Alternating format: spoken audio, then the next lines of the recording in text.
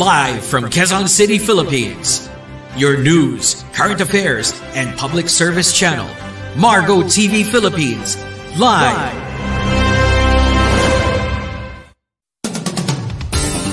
Narito na ang programang kasangganang sambayanan. Sama ka na, kabayan! Sandigan ng mamamayan para sa kaunlaran. Pupuri sa marangal na serbidor ng bayan. Tutugis sa mga drobo sa pamahalaan. Kasama si Diego Magpantay ng Citizens Crime Watch. Mapapakinggan at mapapanood sa Margo TV Philippines. Sama ka na, kabayan! Sandigan ng mamamayan sa kaunlaran.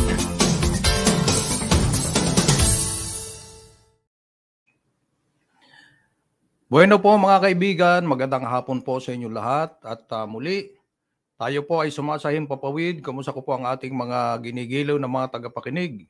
Tayo po ay nasa panghapong edisyon ng programang Sama Ka Na Kabayan, Sandigan ng Mamamayan para po sa kaunlaran. At ito po ang inyong lingkod, si Jigs Magpantay. Muli po tayo magsama-sama sa ating pong 30 minutong pagtatalakay sa mga importanteng issue ngayon pong araw na ito.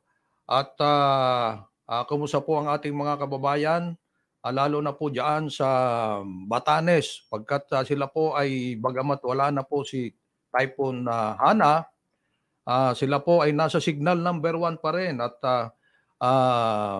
hindi po itong ulan ay hindi po humihinto sa ilang pong mga lugar natin at nagbibigay po, nagdudulot ng baha. So ingat-ingat po tayo at doon po sa mga lumalabas ng bahay, yung mga naghahanap buhay, magdala lamang po ng inyong mga pamandong at nang hindi po tayo maulanan, hindi po tayo magkaroon ng sakit.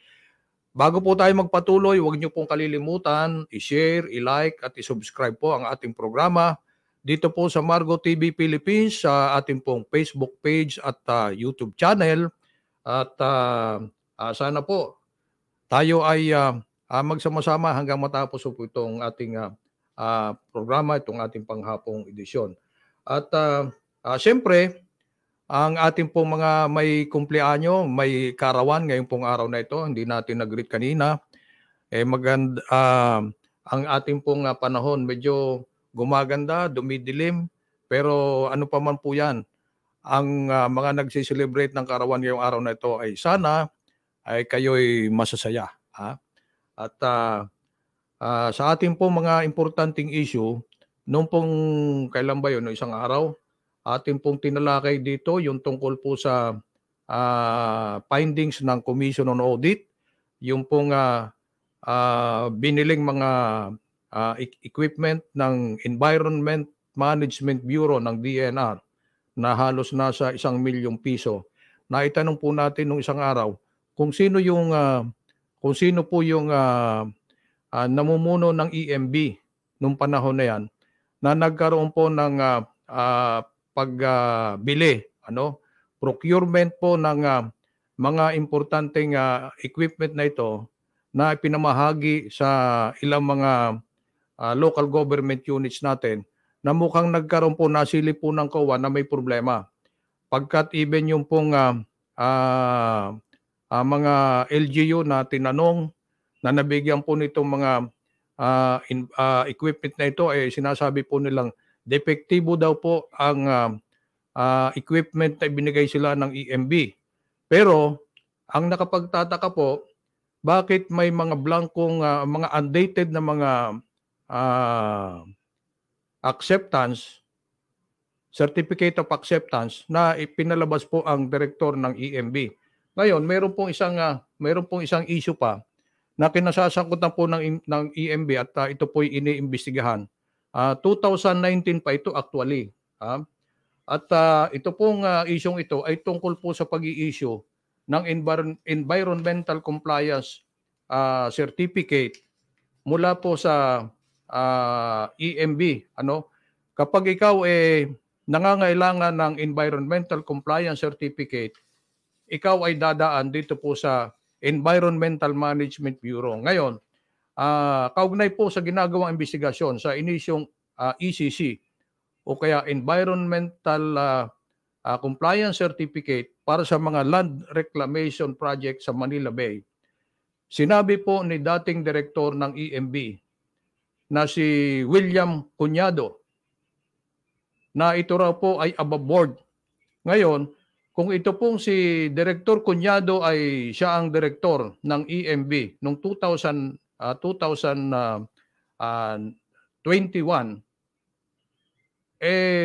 ibig sabihin, siya po ang may kagagawan. Although hindi pa natin siguro, hanggat hindi po natin hawak po yung papel. Pero kung 2021, siya na po ang direktor ng EMB, mula 2019, nasa EMB na po siya. Although siya po ay nanumpa bilang direktor 2021, bago pa umalis po ang administrasyon ng dating Pangulong Duterte. So siya rin po more or less. Ngayon, ang sabi niya po tungkol doon sa environmental compliance certificate na inisyu sa land reclamation diyan po sa Manila Bay, above board daw po 'yon at wala namang problema. Yung mga proponent ng proyekto na nasunod daw po ang mga probisyon na sinasabi sa batas sa environmental impact system ayon po sa kanya. Ngayon, ito daw po ay dumaan sa mahigpit na proseso at bilang dating direktor ng EMB ay nasa kanyang authority na mag-issue ng ECC na hiningi po ng project proponents. Okay. So, solve tayo doon. Okay tayo doon. Kung ikaw ang direktor ng EMB, ikaw talaga ang kailangan mag-issue ng ECC. Pero kung palpak ang inisyu mong ECC, ay di siyempre, ikaw rin ang masisisi. Di ba? Ganun lang yon.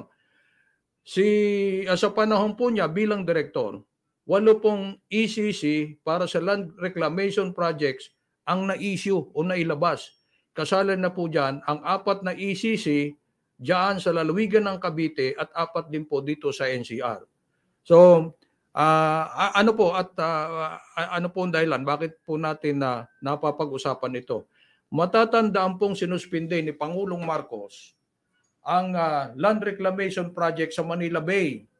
Hinggil po ito sa di umano'y environmental violation. Kaya sinuspinde.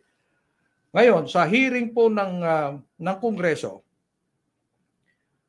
para po sa proposed 2024 budget ng DENR, sinabi po nitong si Secretary Maria Antonia Yulo Loizaga na iimbestigahan ng kanyang ahensya ang issuance ng ECC para po sa reclamation project sa Manila Bay. So, iimbestigahan po. At ano ang kanyang iimbestigahan? Ano ang kanilang aalamin? Dito po sa gagawin nilang investigasyon. Kung ito daw po ay dumaan sa tamang proseso. Kung dumaan sa tamang proseso. Ibig sabihin, kung hindi ito dumaan sa tamang proseso, magkano kayang dahilan? Bakit nagkaroon ng ECC? At kung may mali o ano pa man na uri ng infraction sa term of rules, yan po ay kanilang titingnan. Okay? So, titingnan din nila kung ano ang posibleng maging sanksyon ng kanilang ahensya at kanya ring inamin na ito pong ECC o Environmental Compliance Certificate ay hindi daw po ito permit. Ibig sabihin, kung nag-issue sila ng ECC, hindi nangangahulugan, may permission na sila na gawin po ang proyekto. Of course, kinakailangan pa rin nila, parang bahagi lang po ang ECC sa pagbibigay po ng permit. Kung wala kang ECC, hindi ka makakakuha ng permit. At kahit may ECC ka, kung wala kang permit, hindi ka rin naman dapat na magpatuloy sa i-implement mong project. Ngayon, kundi isa lamang sa mga planning tool na sinasabi natin, maaaring mabago kung may mga correction at issue na dapat tingnan. So, yung po ang malinaw na sinabi ng Secretary ng DENR. At ito pong pangalan ni dating Director Cuñado, malamang at titingnan po natin kung paano po natin siya makokontak pagkat hindi na po siya ang director ngayon. Hindi natin alam kung nasaan na po siya.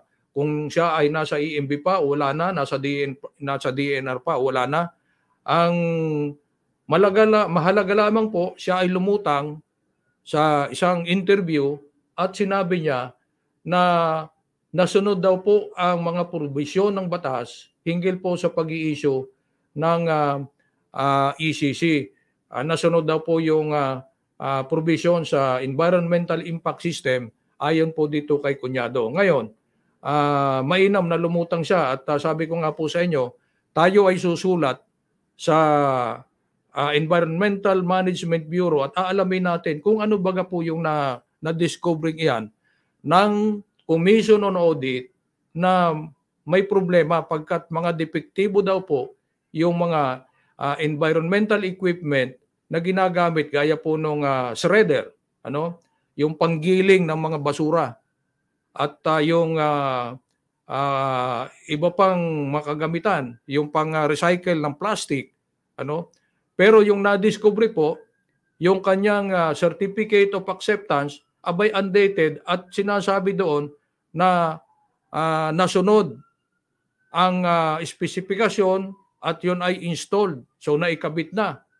O siyempre, halimbawa binigay mo sa DNR, hindi mo naman itinuro kung paano gagamitin, ay di wala din. Pero lumalabas sa papel na ituro. Pero ang sabi po ng ilang mga LGU ay hindi nila nagamit pagkat depektibo at hindi naman nila alam kung paano. So yan po ang dapat na ipaliwanag siguro ng EMB dito po sa isyong ito. Ngayon, dito po sa problema sa Manila Bay, sinuspindi na po ang implementasyon ng reclamation project dyan sa Manila Bay. Pero yung sa lalawigan po ng Cavite ay hindi. At tuloy-tuloy po yun. At hindi natin malaman kung anong pagkakaiba niyan, yung reclamation sa Cavite at reclamation dito sa Manila Bay, kung anong pagkakaiba. Pero ang sinasabi po na sa panahon ni Director Cuñado, 8 ECC para sa land reclamation projects ang nailabas, kasali na po ang 4 na ECC sa Cavite at 4 din sa NCR. So bali 8. So yan po ang dapat na ipaliwanag po ng dating opisyal ng EMB at maging yung po mga opisyal ngayon na nakaupo. Siyempre sila po ang nakaupo ngayon, ano pong nangyari?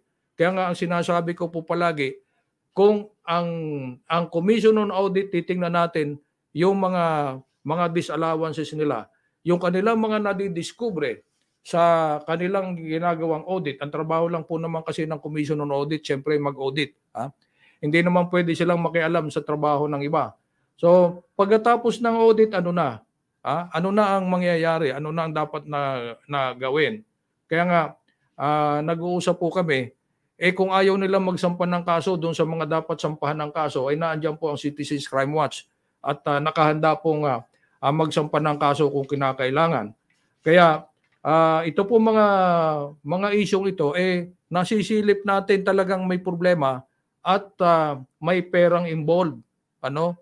May perang involved kasi kung depektibong i-deliver at walang saysay, bakit tinanggap? Dapat hindi tinanggap. Baka iba lang yung ang tumanggap iba. Tinanggap yung sinupply na equipment at tinanggap din yung ibinigay na yon. Alam na kung ano yon. So kung wala, di magpaliwanag sila para malinis naman yung kanilang pangalan. So ito pong isyong ito, hindi po natin ito, sabi nga ni Mike Enriquez, hindi namin kayo tatantanan.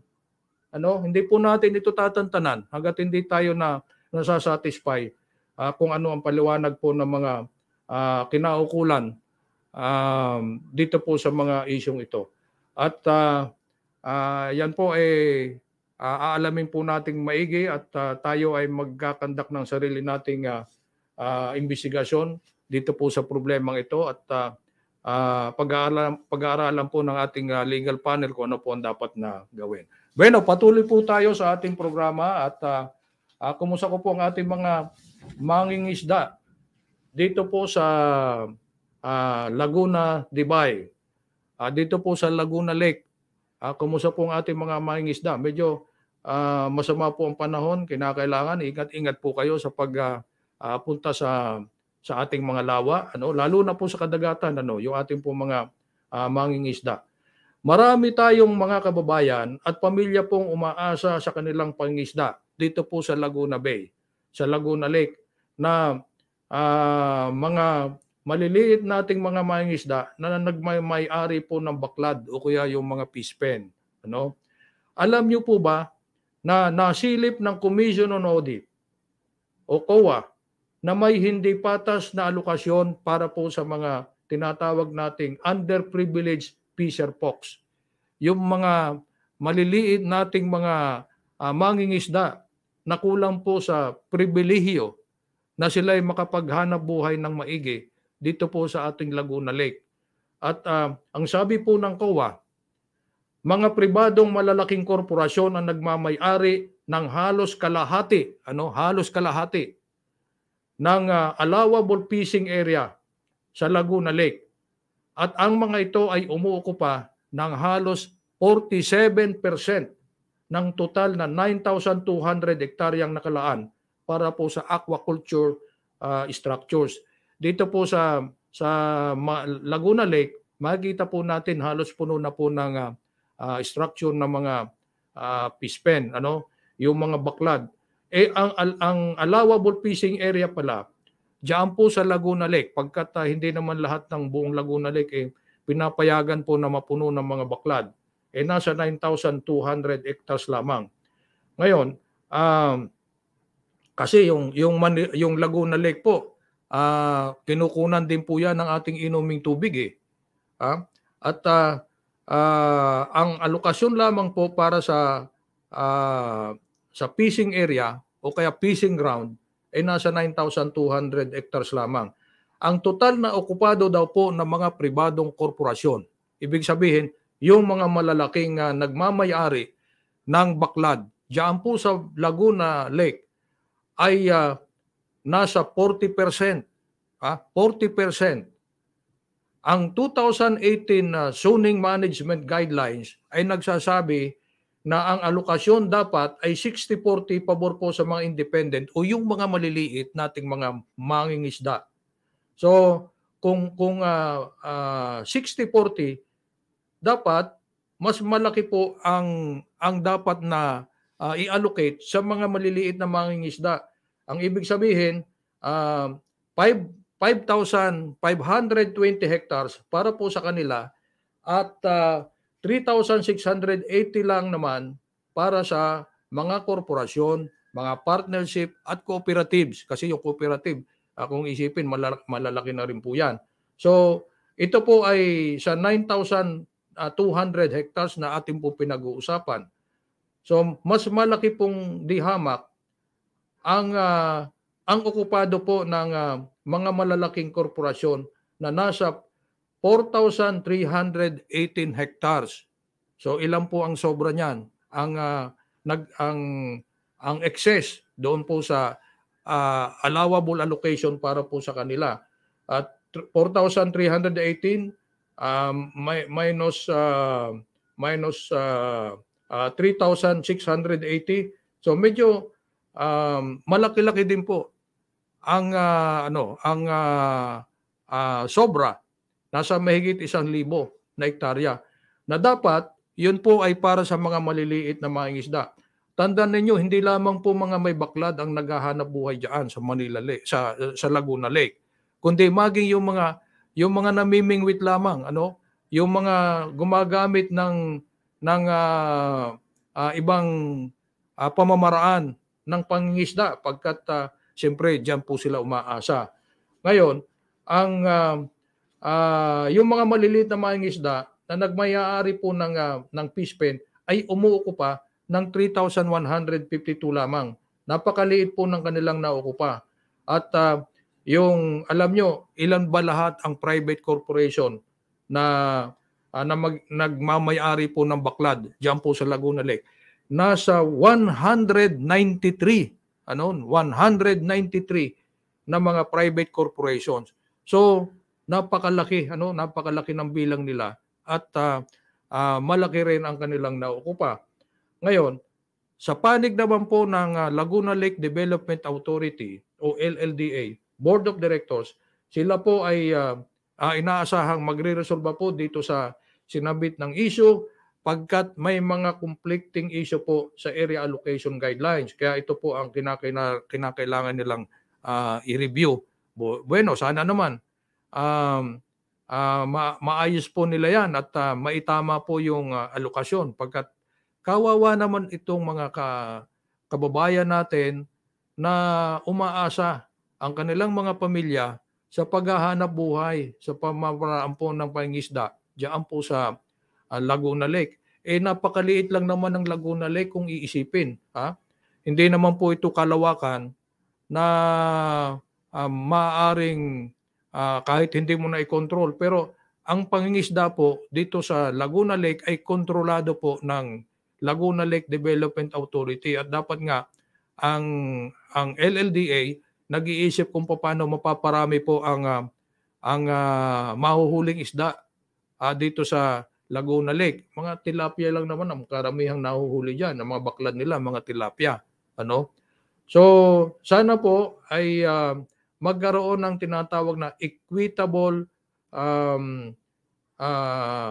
privilege para sa maliliit nating mangingisda diyan po sa Laguna Lake, At alam naman natin na ang LLDA ito ang kanilang hinahawakang area of responsibility o area of concern. Yung ma-develop po itong Laguna Lake na makinabang po ang ating mga mangingisda. Pero kung ang mas mapapaboran po dito ay mga malalaking korporasyon, kawawa naman po yung ating mga kababayan na wala namang ibang inaasahan kundi dito po sa pangingisda o paghuli ng isda sa ating pong lawa dito po sa Laguna Lake. Bueno, patuloy po tayo sa ating programa at hahabol po natin itong issue pong tungkol dito sa bigas. Sinimulan po natin kaninang umaga dahil simula po bukas, Setyembre 5, ay magkaka-epekto na po ang utos ng Pangulo hinggil sa presyo ng bigas.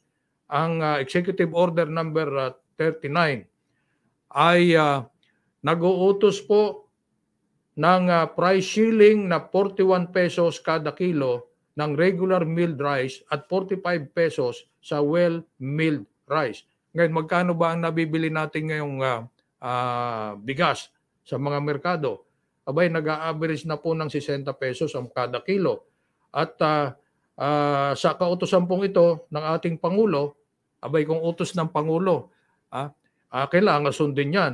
Pero may problema po yung ating mga maliliit na retailer. Pagkat yung kanilang bigas na binili, na tinitinda nila sa mga palengke, ay binili na nila ng nag-a-average na 50 pesos ang kada kilo. So pwedeng ibenta nila, kumita sila kunyari ng 5 piso, 55 pesos or 60. Pagkat siyempre, kasali pa dyan yung transportasyon, yung paghahakot mo ng bigas papunta sa pamilihan. Siyempre may gastos po yan. Ay binigyan lamang po, lumabas itong kautusan na ito, itong executive order na ito, nung nakaraang linggo, I think Biyernes yata yun, At hanggang bukas, Setyembre 5, ito na nga, papasunod na po. Ang ibig sabihin, kailangan ang presyo ng bigas simula bukas ay hindi po tataas sa 45 pesos yung mga well-milled rice, At mula 41 pesos ang kada kilo. So, kung yan ay binili mo ng 50, paano mo ngayon ibebenta ng 42 o kaya 41? Napakahirap yata na nagninegosyo ka para ikaw ay kumita, nagninegosyo ka para ikaw ay makadilihensya, ay mukhang malulugi ka pa. Bakit ka pa magninegosyo kung ikaw ay malulugi? Di ba? So, ito pong kautusan na ito ng Pangulo ay tila hindi po susundin o ayaw sundin. Magmamatigas po ang mga kasapi ng Rice Retailers Association of the Philippines mula po diyan sa Kabisayaan. Diyan po sa Tacloban City. Diyan po sa Kabisayaan.